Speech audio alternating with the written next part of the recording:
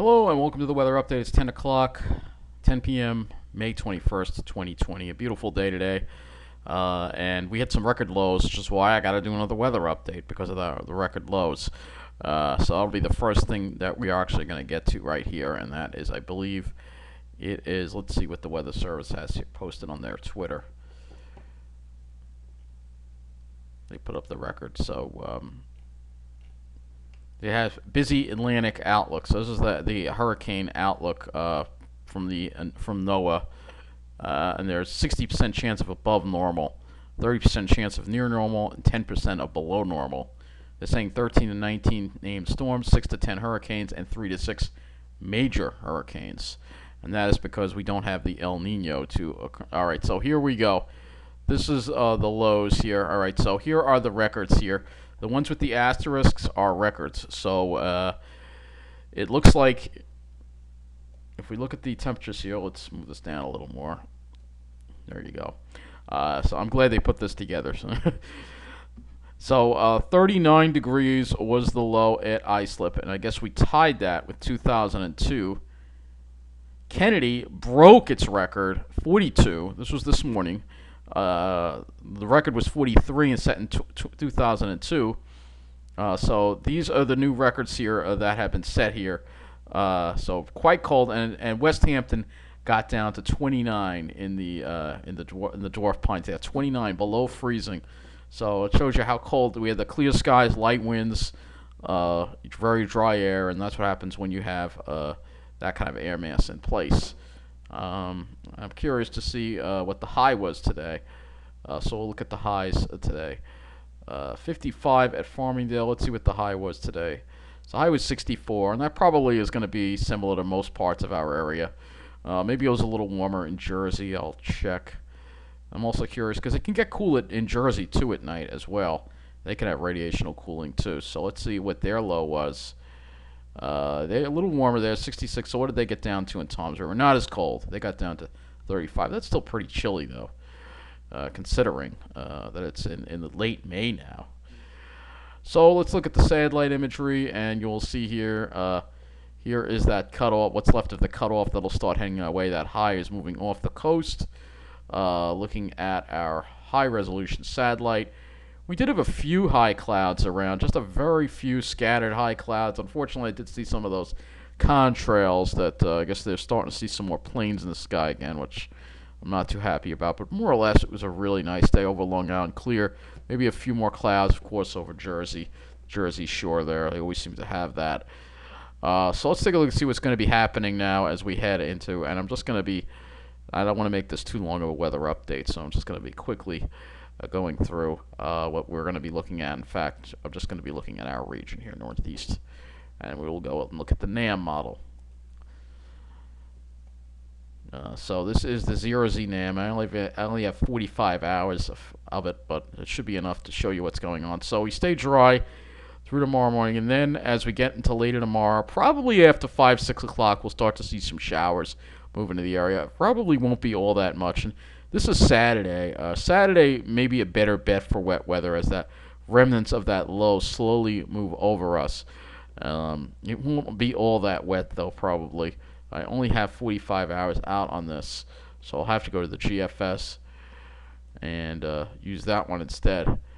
You can see it should be dry for most of tomorrow. Probably after 5, 6 o'clock, we'll start to see some light rain, and then some heavier rain possible on Saturday, but I still don't think it's going to amount to that much. Let's take a look at the total accumulated precip.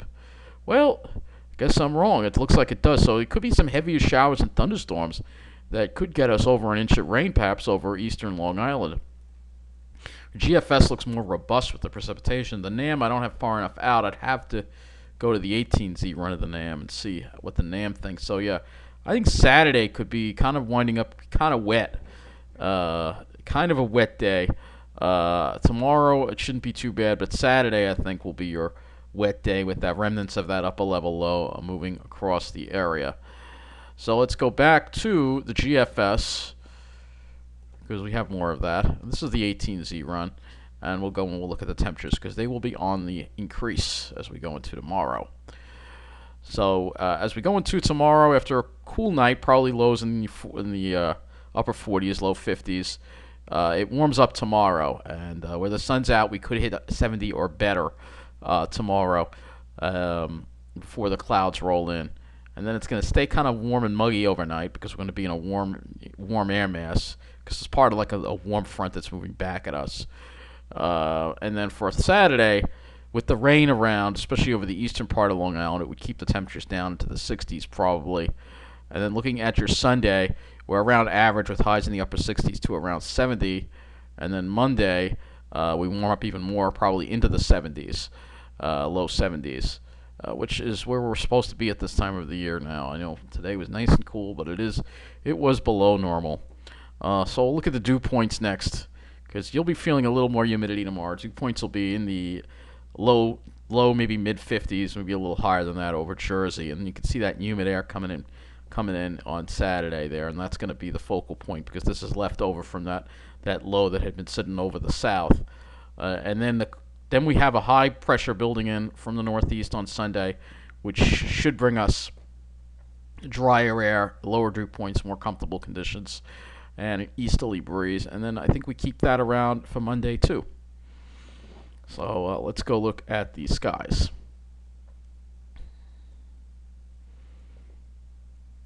All right, so we start off with sun tomorrow, and then the clouds kind of roll in. But I still think we'll have some sunshine tomorrow until like much later in the afternoon, 4 or 5 o'clock probably, when that chance of showers come through. Saturday, we're going to be in the clouds. And then Sunday, we hopefully can push some of these clouds off to the south. GFS now doesn't seem to think that's going to happen. We'll have to see what happens. It all depends on that low. Well, it depends on what that low does. It looks like it sits there, and then doesn't really go anywhere, kind of that low, so it might get stuck there again. We'll have to see what happens. The GFS seemed to indicate that.